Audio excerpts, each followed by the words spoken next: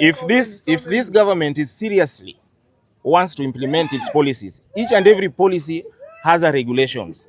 We are seeing, instead of doing affordable housing, the government is doing affordable demolition. Yes. This should stop forthwith. Wakazi wa Changamwe katika kaunti ya Mombasa leo wameandamana kwa amani kutetea haki yao ya makazi kufuatia notisi ya kuhama iliyotolewa na National Housing Corporation. Wakazi hao wanaoishi katika National Housing Estate wanasema notisi ya kuhama na kubomolewa kwa nyumba wanazoishi inapingana na ajenda ya serikali ya kutoa nyumba za gharama nafuu. Wameeleza wasiwasi wao kuhusu muda mfupi waliopewa kuhama nyumba ambazo baadhi ya familia zimeishi kwa miongo kadhaa. Hiyo inakuja jumla ya familia 850. If this government is seriously wants to implement its policies, each and every policy has a regulations. We are seeing, instead of doing affordable housing, the government is doing affordable demolition. Yes. This should stop forthwith. Tunaomba PS Charles Hinga to come here and address this issue. Manake muda wetu unaenda ikiyoyoma. Mmoja wa wapangaji ambaye ameishi katika eneo hilo kwa zaidi ya miaka 40 alitaka kujua kwa nini serikali inahitaji kura zao ilhali inawataka waondoke kwenye makazi yao kwa notisi ya muda mfupi. Naitwa Mama Kemsa Abdurrahman, mkazi wa National Housing Estate kwa muda wa miaka 40. Mimi ombi langu ni moja tu kwa serikali. Tumekubali affordable housing, lakini shida ni kwamba muda tuliopewa ni mwezi moja. Number 2, mnatuambia tuwaimbie watu mambo ya two term.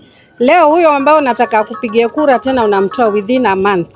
Surely ni kura hiyo tunafanya vipi? Naomba tu serikali tusaidie, itupatie muda tujipange. Vijana wa eneo hilo pia walijiunga na maandamano hayo wakiomba serikali kuelezea ni wapi familia zilizoathirika zitapelekwa baada ya kuondoka kwenye nyumba hizo. Marion, kazi wa National Housing. Sisi kama vijana hatukatai affordable housing, but is this really affordable housing or affordable demolition? We want a way forward. Tukitoka tunaambiwa tunatoka kwa hizi manyumba, where are we going next? We want that structure. Tunapelekwa wapi? You cannot just come and handle us, you mishandle us without public participation, without nothing. We don't know what is going on. Tunapewa tu barua, we are being served tutoke within less than 30 days. This is just unjust. Tunaweza ambia serikali kuu kuna kitu inaitwa dignity, heshimu mwananchi. Hatukatai maendeleo, tunataka pia sisi ya maendeleo. But kama hujamaliza mradi, hii land yote, mkiangalia zote, hii land yote inakuwa hata msitu. Mbona hata msijenge hizi? Kwanza ndo mkuje mtoe kwa nyumba zenye watu wanaishi.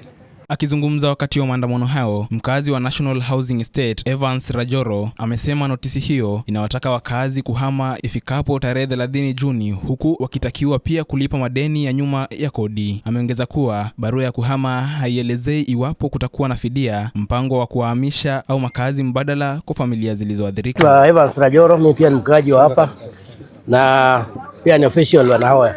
Ile tunasema ni kwamba National Housing wametuzoea. Kwa sababu unaona wamepeana notice kama sasa hivi wanaandika notice ya arrears kwamba ulipe arrears. Wewe mtu mmoja tena unaambiwa utoke by 30th. Sasa unashindwa utalipa arrears ubaki hapa ama 30th. Hatujui what is happening. In National Housing kwani ni 2 in 1.